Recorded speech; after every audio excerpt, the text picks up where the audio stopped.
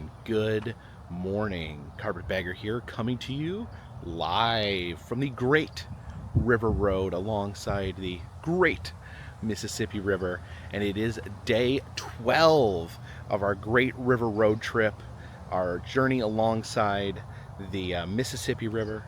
And today we are starting out in Vicksburg, Mississippi, home to a massive Civil War battle where the city of Vicksburg was under siege for 47 days by the Union Army. And we are here at the National Military Park here in Vicksburg. So this is the old battlefield. Apparently you take your car, you drive around, you can see the different monuments. So we are going to start today right here at the Vicksburg Military Park. Please follow me. Here you can see it begins right here in the parking lot. All these different sizes and shapes of cannons used to blast giant metal balls into people's faces. And this is the visitor center over here. I guess this is where we start our journey. We have some exhibits here in the visitor center. You can see we saw those cannons out in the parking lot. Here are some of the horrible things that these cannons could actually shoot at people. So we have the touch table over here, and look at this. This is diabolical.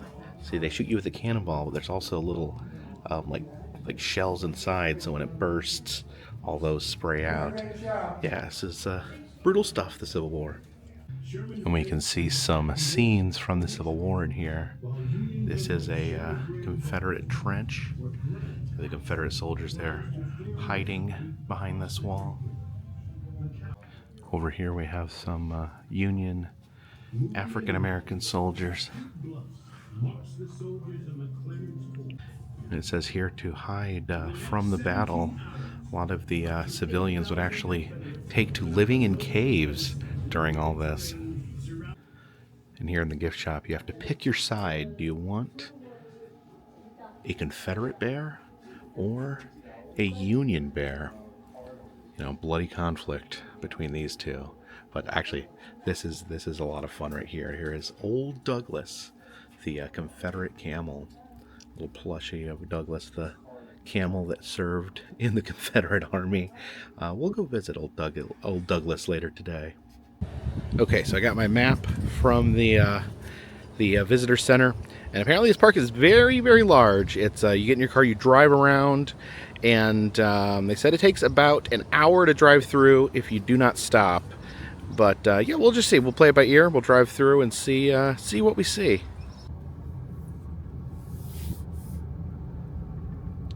Almost feels like you're going on like a safari here. Enter the Union lines. Okay. So you see, as we go along here, there is a variety of monuments. That's Stephen G. Burbridge there. And there is a guy with no shirt on running maniacally through the park. And another monument up there on the hill, though, because that's a monument to the state of Ohio. So I guess they have monuments for the different states that were involved in the conflict. Oh, there's a big monument up there ahead. Yeah, let's see what this big, giant spire is in recognition of. Okay, so this is dedicated to the 3rd and 4th Infantry. Okay, so yeah, different groups that served in the conflict, I guess, have monuments here.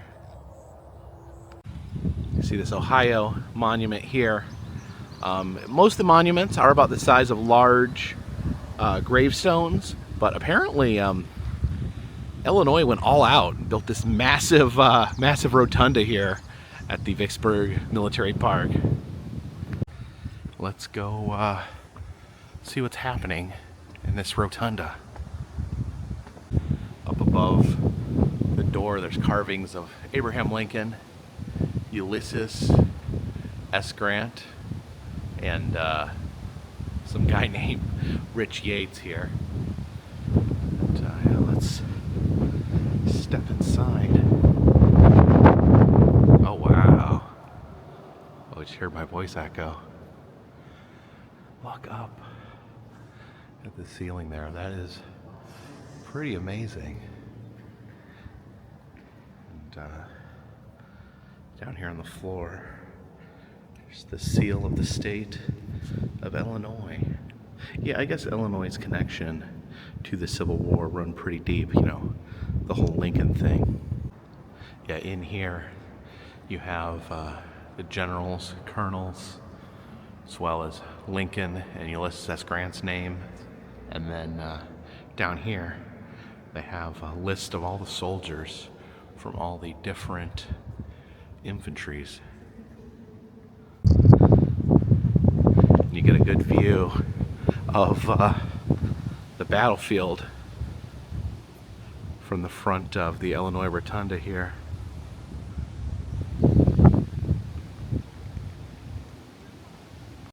This is the Shirley House, which apparently is the only remaining building in the military park here that was around during the Civil War. I guess the Union congregated here, and I guess they lucked out because the owners of the home, the Shirley family, was actually, even though it says they were slave owners, but they still were Union sympathizers, and their teenage son actually joined the Union soldiers when they showed up at the house. Now, one interesting thing about the Vicksburg Military Park is there are no Pokestops, there are no Pokemon gyms, and there is no Pokemon that show up in the park, which is very unusual. A place like this with a lot of, you know, points of interest markers would be riddled with Pokestops, but apparently the park itself was angry when people were playing Pokemon here. They felt that it took away from the reverential tone of the park, and apparently they successfully petitioned to have the park declared a no Pokemon zone, which is very interesting. I think this is the first like no Pokemon zone I've ever like come across. I've seen areas where they shut off the Pokestops at night, but I've never seen a place that's just an absolute Pokemon desert like this. And I've of course traveled to a lot of different places around the country. Does anyone else know of any Pokemon free zones anywhere? Leave a comment in the comments section. The monument here from my birth state of Wisconsin. You can see some statues here of soldiers locked in vicious battle.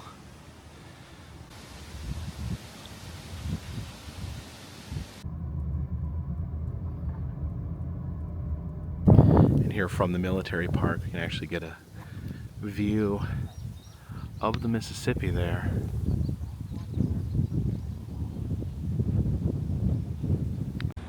Here's something I definitely wanted to see coming to the military park. That is the USS Cairo, an ironclad battleship. We've actually named after the city of Cairo, Illinois, that we visited earlier on this trip, and I've seen models of the Cairo in several museums that we have visited along the way. But here's the actual ship.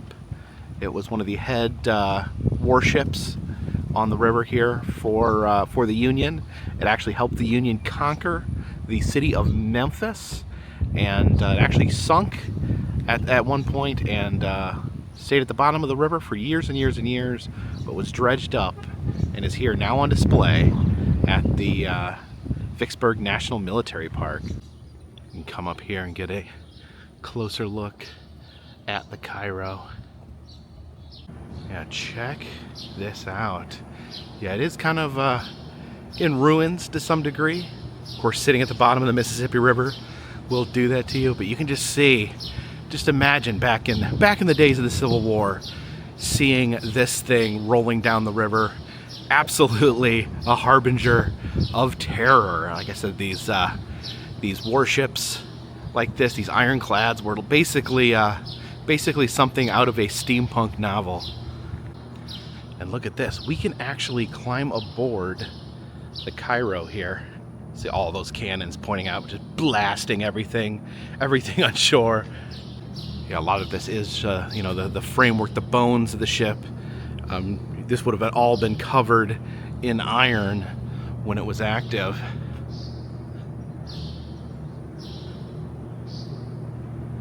Oh yeah, I can see inside here. Again, cannons in every direction. Pretty terrifying.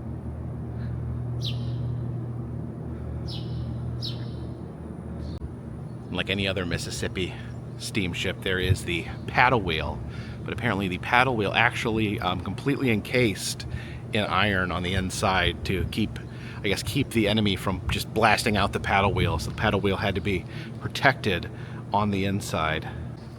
You can see the rudders there used to steer the ship. This side here has more of the iron still on it. Yeah, you can see the skeleton there, but the outside would have just been completely covered in the metal here, with just holes just big enough to stick out cannons. And here next to the Cairo, we have the USS Cairo Museum. See the cannon there from the Cairo, and some really interesting history behind the Cairo. It was only in operation for 1 month from the time it was finished being built to the time it was sank by a torpedo. It was only 1 month, and it was the first ship ever sank by a torpedo. And it sat at the bottom of the Mississippi River for 102 years when it was raised in 1964. And down here, these are all items that were recovered from the wreckage in 1964 when the ship was raised. You can see some of the items here, like the canteen there, the some medals and jewelry.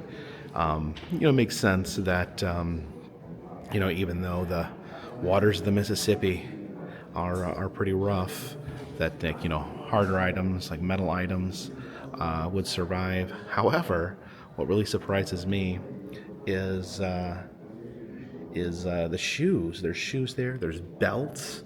Like, how could the leather sit up at the bottom of the Mississippi River, completely underwater, for over 100 years? That boggles my mind that that's even possible. And yeah, just so many personal items there. The pipes, pens, musical instruments like the flute there. So much stuff. Over here, there is this is all medication that was aboard the Cairo, and what's crazy is some of the medicine is still in the bottles. See the bottles half full there. It says one of the bottles there is still half full of ammonia, so they have their original chemicals still inside. The corks held true. There's even like back there. There's like even like some like dried powder that's somehow still dry in the bottle. There's a bedpan from the Cairo. That is a very small bedpan. Hopefully, hopefully you had a light dinner. Yeah, a lot of things recovered, but fortunately, apparently no one actually died. They were able to get out of the ship while it was sinking. Said it sank in 12 minutes, but everyone was able to get out of the ship, and there was 0 casualties somehow. There's the actual ship's bell that was used on the Cairo. There's a replica there of the Cairo, what it would have looked like when it was all in one piece. It's a gift shop here selling some Cairo related items. There is a Cairo compass there, and a little miniature version of the Cairo there.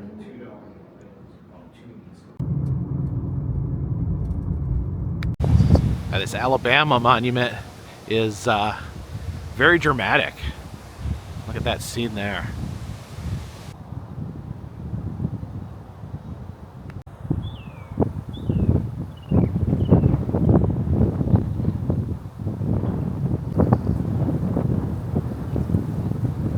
Now this is one of the more interesting monuments here. It is the Kentucky Monument. And look who's right here in the center.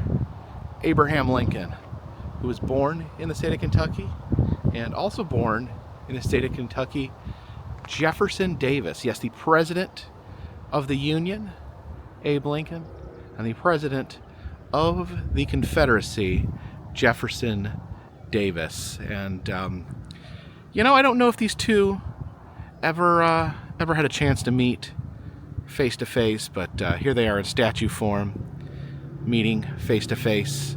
They don't seem overly impressed with one another. They actually, honestly, looking at them, they actually look kind of similar. They almost look like they could have been brothers.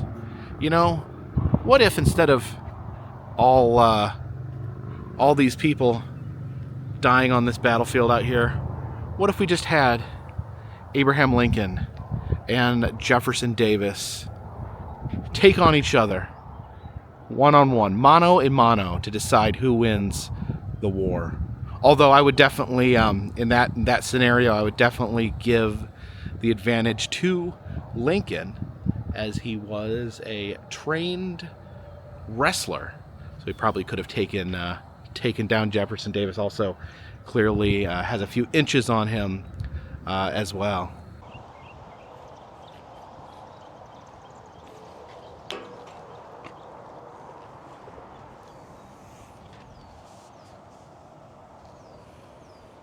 You know, boys, I say it's time to end this cruel war.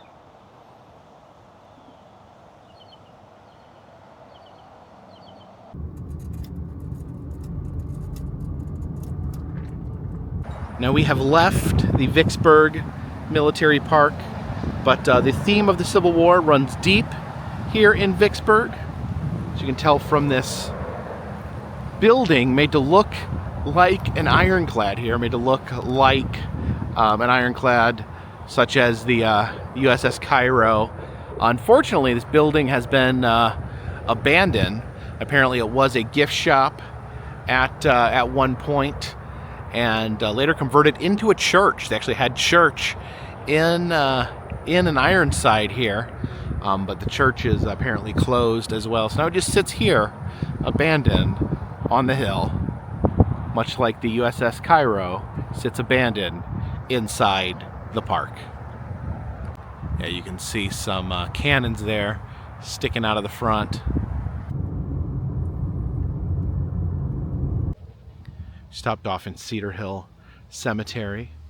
We have some beautiful graves here, but there's a very specific grave here I wanted to stop and pay respects to.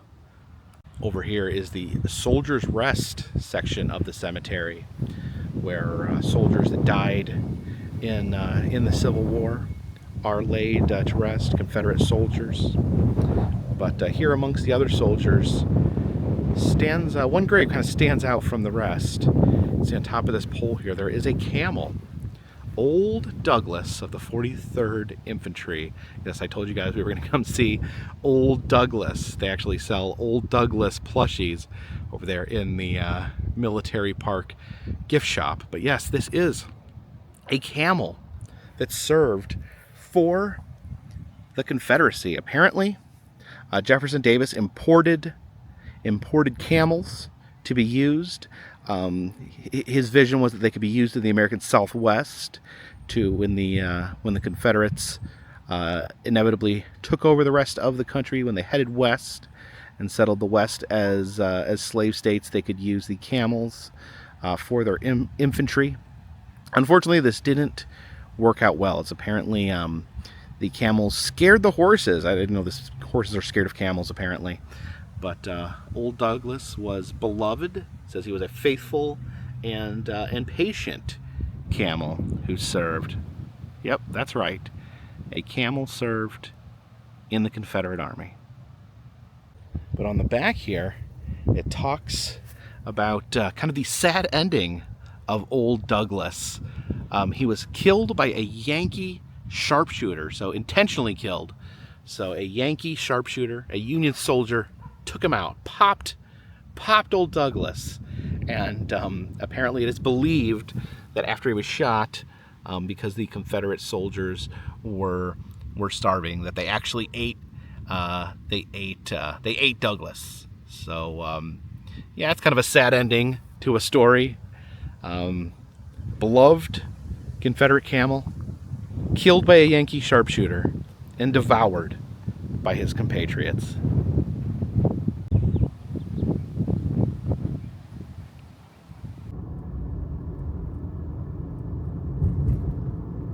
Come down here to downtown Vicksburg, Mississippi, and have this massive boat here.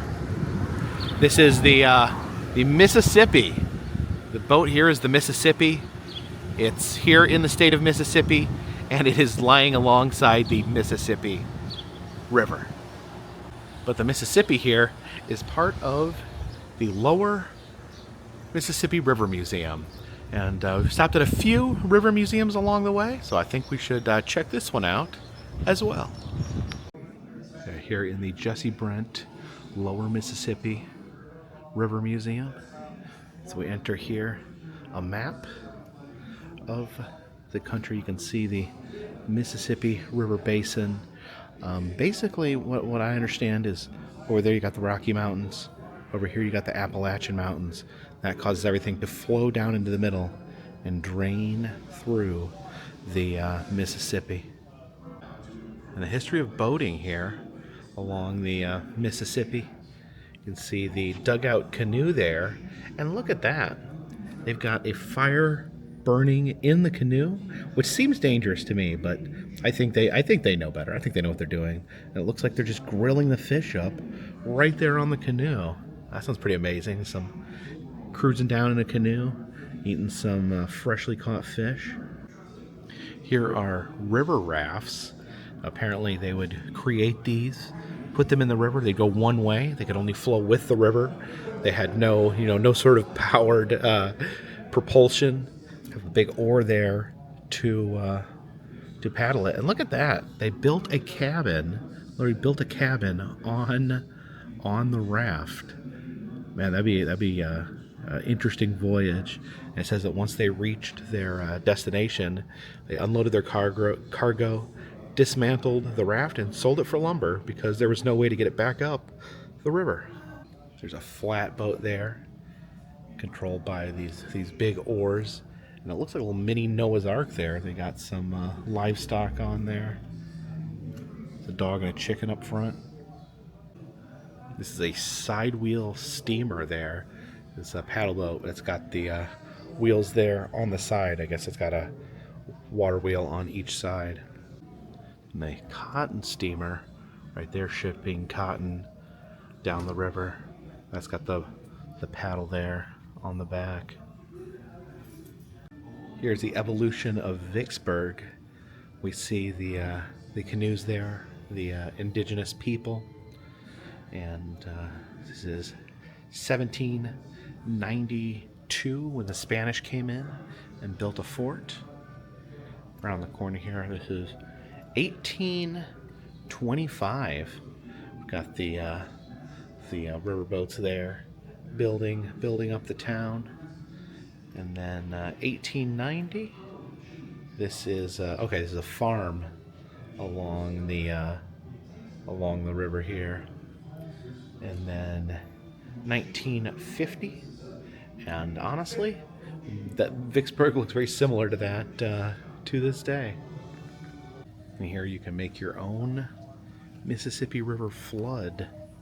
You can see Vicksburg there, and these buttons will cause water to flow.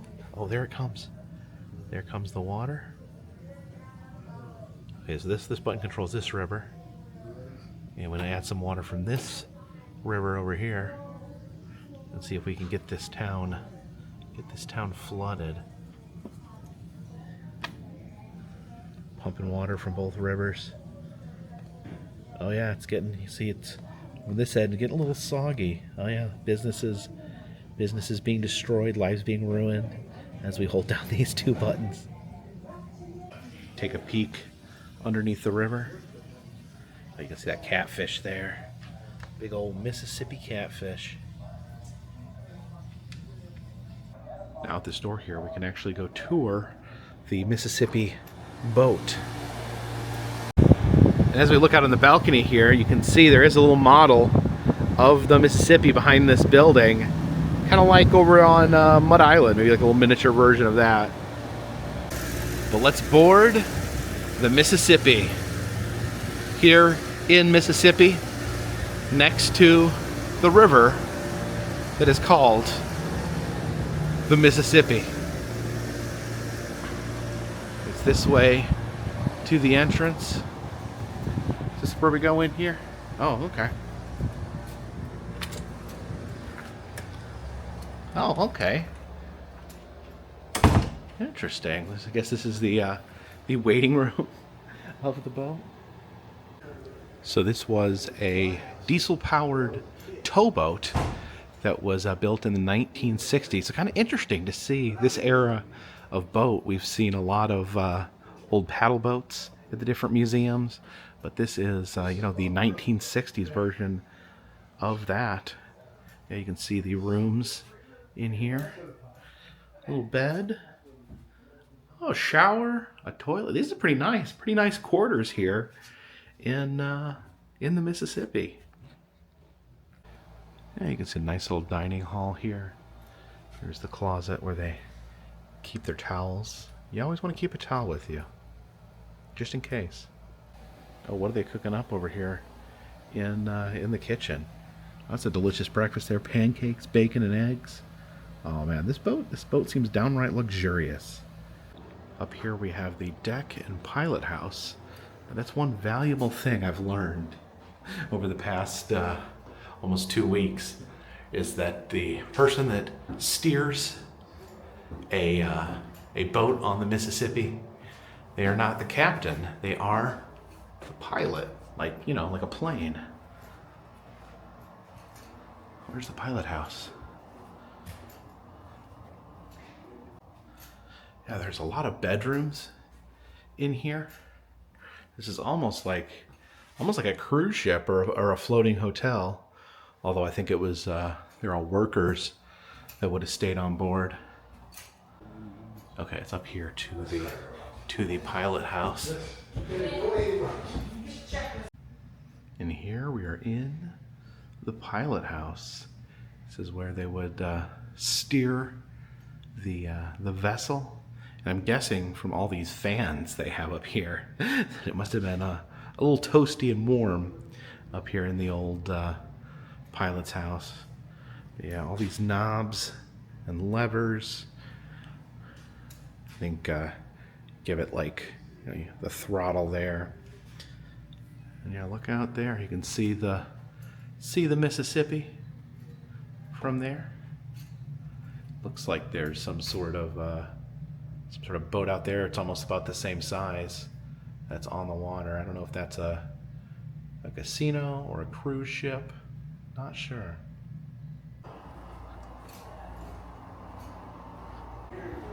In this room we can observe some of the office tech of the time.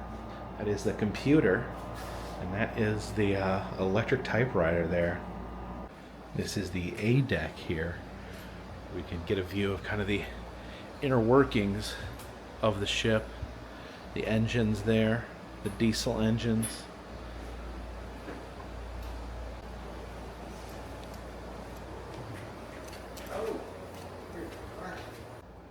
Yeah, deeper and deeper into the bowels of the ship here.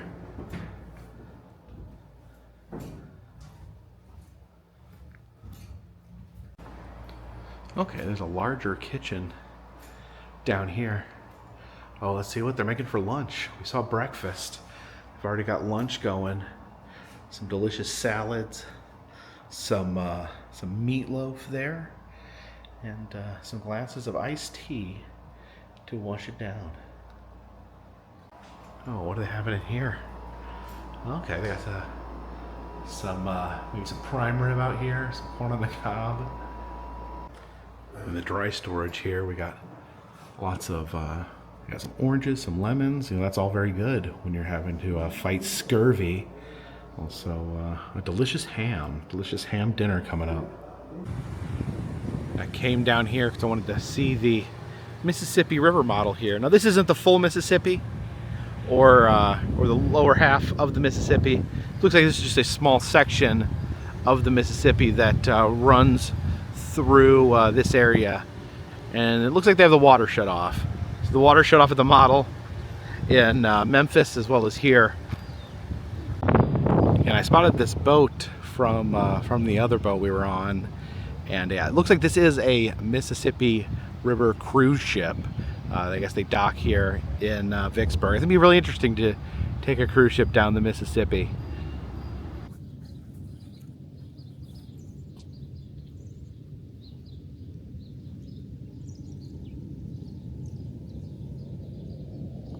Memphis's sign was way bigger. See the ghost sign for the National Biscuit Company there.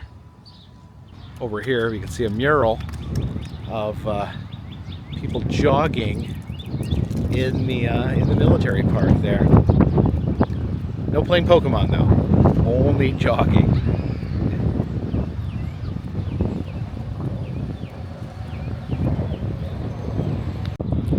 And another museum over here in the Yazoo Mississippi Valley Railroad Station says that this is the old depot museum, so let's invoke the EM rule and head inside.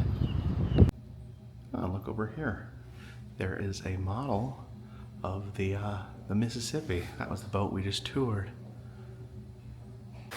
Have some model railroads in here. Yeah, there it comes.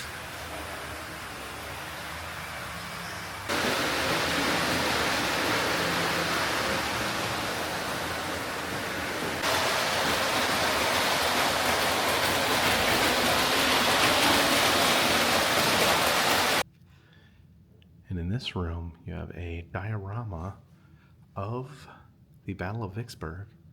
This is actually, of course, now the Vicksburg Military Park.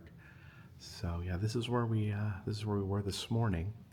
You can see the Union on this side, and then the Confederacy on this side.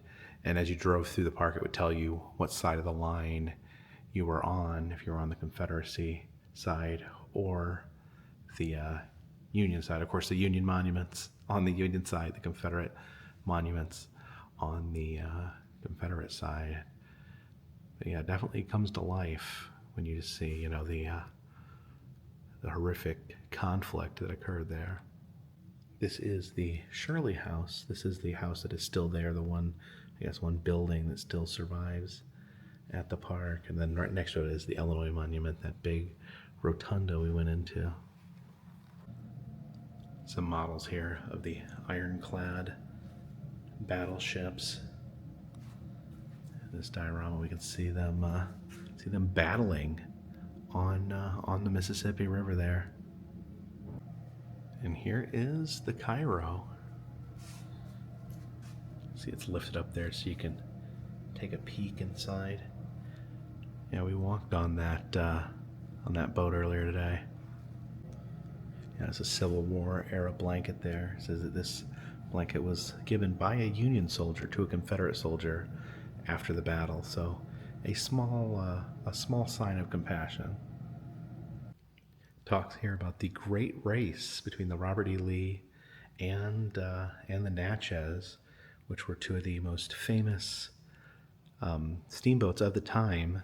This was after the Civil War in 1870. Apparently the country was still healing, and this was kind of a way to get all Americans excited about something. So the Robert E. Lee and the Natchez raced each other from New Orleans up to St. Louis. So a huge stretch of the river. And apparently the Robert E. Lee took the race. The other Robert E. Lee lost the war, so I guess he's 1 for 1 now. One thing's for sure, I sure have seen a lot of boats and a lot of replica boats on this trip.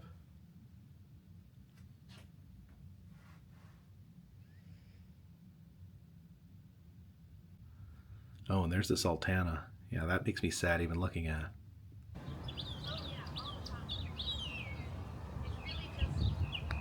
Now, another thing Vicksburg is notable for, besides a massive Civil War battle, is that it was the first place where Coca-Cola was actually put into bottles.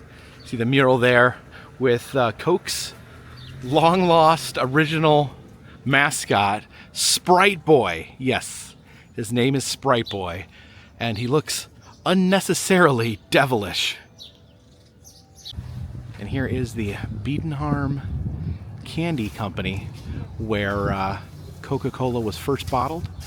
The owner of the pharmacy sold bottled soda water and also had a soda fountain where he dispensed Coca-Cola, dispensed Coca-Cola syrup mixed with soda water. So he decided to just mix the two together. Figured if he mixed the soda water with the Coca-Cola syrup, he could sell it for more, and people could take it home and enjoy it later.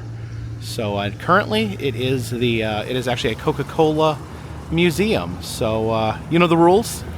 Let's check this place out. Yeah, you can see the original candy store in here, and then over here is the original soda fountain that they would dispense Coca-Cola. Talks about Joseph Baton here, the owner of the candy store.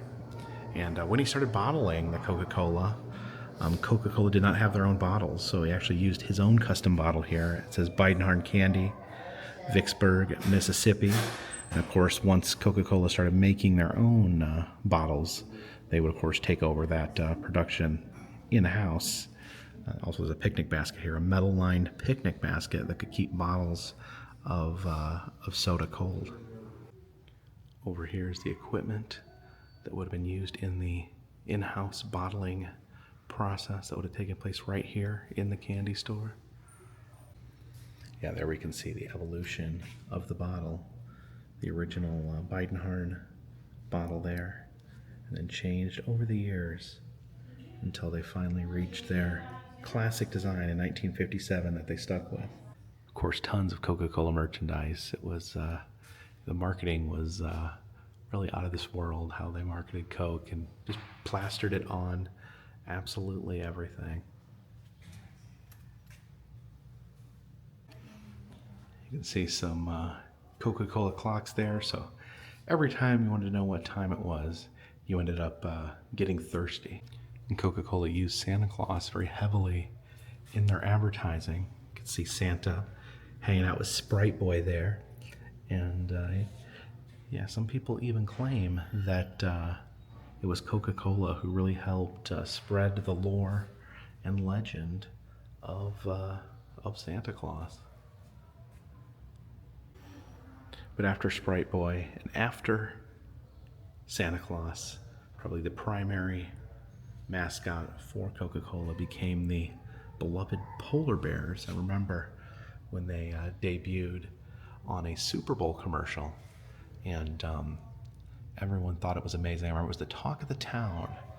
I myself was just curious, why is everyone so excited about polar bears drinking Coke? But over the years, I learned to appreciate the polar bear, especially once I got to meet the polar bear character that they have, both at the World of Coke in Atlanta and at the Disney Springs World of Coke location. But 2024, the year of the pressed penny here on the Carpetbagger channel. Let's get us a Coca-Cola pressed penny here. Now, this style of pressed penny machine, I first saw this in Hannibal, Missouri.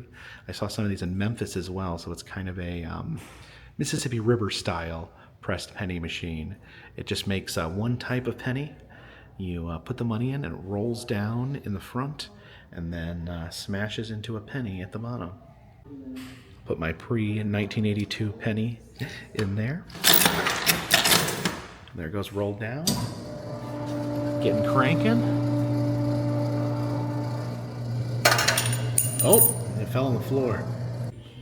Oh, that's a lot of fun there. That is the original bottle used here at the candy store, 2-bottle Coke. Some stranger items down here. A Coca-Cola can lighter and a Coca-Cola can ashtray. I don't know why everything has to be a Coca-Cola can.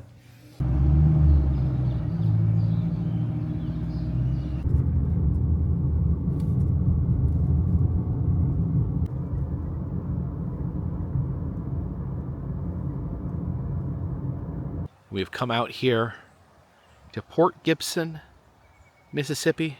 Drove out here kind of in the middle of absolute nowhere, the backwoods here. And we have stumbled upon this, the Windsor Ruins. Now, right before the Civil War, a massive plantation home was built out here, and did not last long. In 1890, someone dropped a lit cigar inside this home, and it went up in flames. And all that remains is these towering columns here, just left out here in the absolute middle of nowhere. It's a pretty stunning sight here. These just giant columns going up and just stopping there at what would be the roof of the plantation home. So I guess this would be the front entrance here. I think we can just step inside here through the door. Yeah, look at this. It's remarkable that these columns have remained still standing after all these years. Yeah, these columns are massive. Yeah, really striking. You drive out here, way back out of the city, into the woods, and you find these. Wow. And in the fire, all pictures, all photographs, paintings, and drawings of the home were also destroyed. So for a while there was really no recording of what the house actually looked like. But years later they did find that a Union soldier had sketched the house when he was by here. And I guess that is the best approximation of what it would have looked like. Yeah, very heavy on the columns there.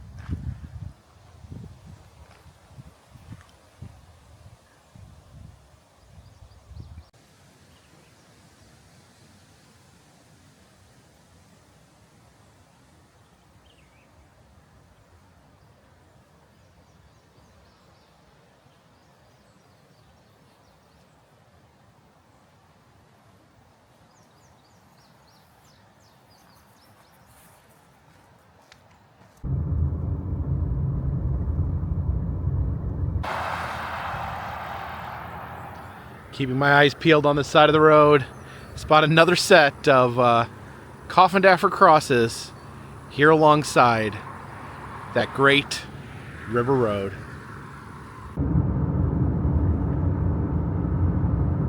And here in Natchez, Mississippi, there is a iconic restaurant here alongside the highway. This is Mammy's Cupboard. You can see there is the restaurant itself is in the skirt of this woman, and she's actually over the years looking a little rough. She used to have 2 arms, and she used to be holding a tray there. And they've changed the paint. They've changed the paint over the years. If you look, this rendition here, this painting of Mammy's Cupboard, kind of shows the original paint scheme of Mammy's Cupboard here. Now They are actually open for business, according to this sign here, but they only serve lunch. They're only open from 11 to 2, so very short hours. Also closed Sunday and Monday as well.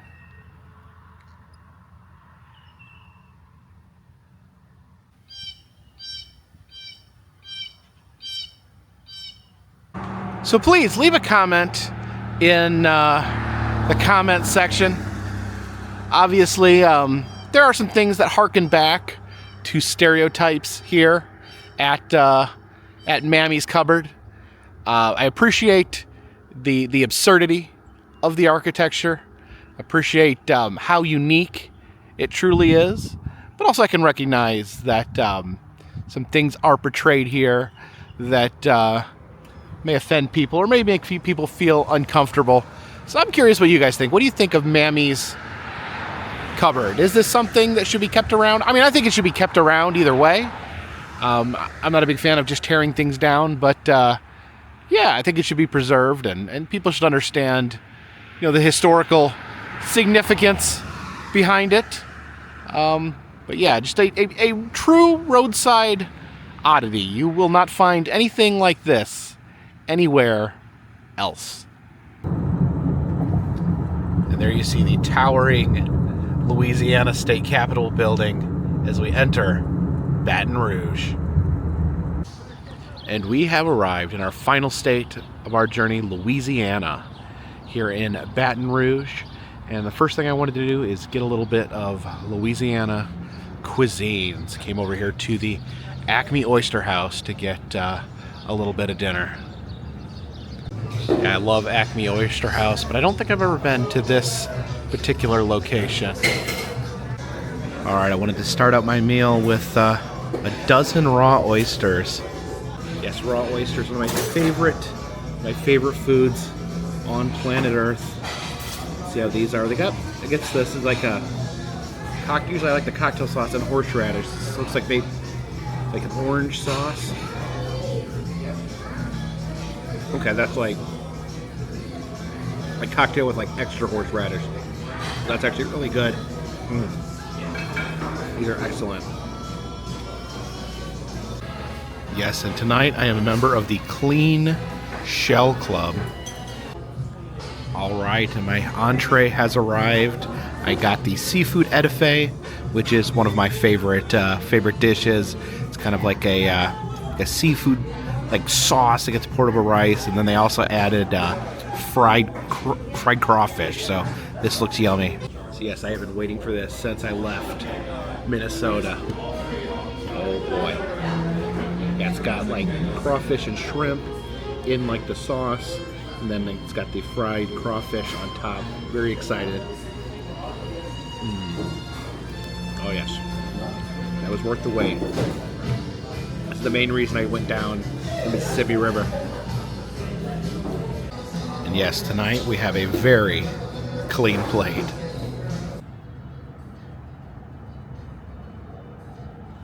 So another busy day on that great river road along the great Mississippi River. I'm going to get a hotel here in Baton Rouge. I'm going to spend the night here, and then tomorrow we'll get up fresh and rested and experience the city of Baton Rouge. And yikes, yeah, we're here in Louisiana. We're coming down to the wire pretty soon. We're going to be reaching the end of the Mississippi River. This trip has been so much fun. I don't want it to end. It's been an absolute adventure, and I want to thank you guys for coming along with me. It's been really exciting sharing this with everyone out there. Of course, if you do like these videos, consider hitting that subscribe button. It does help me out. If you'd like to help out the channel other ways, of course, there's Patreon. $3 or more gets you that postcard once a month. The Etsy shop. It's going to have some new merchandise soon. Hopefully, maybe, possibly. Doing personalized messages on Cameo. All those things help keep us rolling down the road. Whether it be the Great River Road, Route 66, the Lincoln Highway, the Dixie Highway, Highway 40 highway, just any highway in the United States. It keeps us rolling. It keeps the train on the track. It keeps the boat in the water. And it keeps this dirigible in the air. Until tomorrow, my friends, this one's in the bag.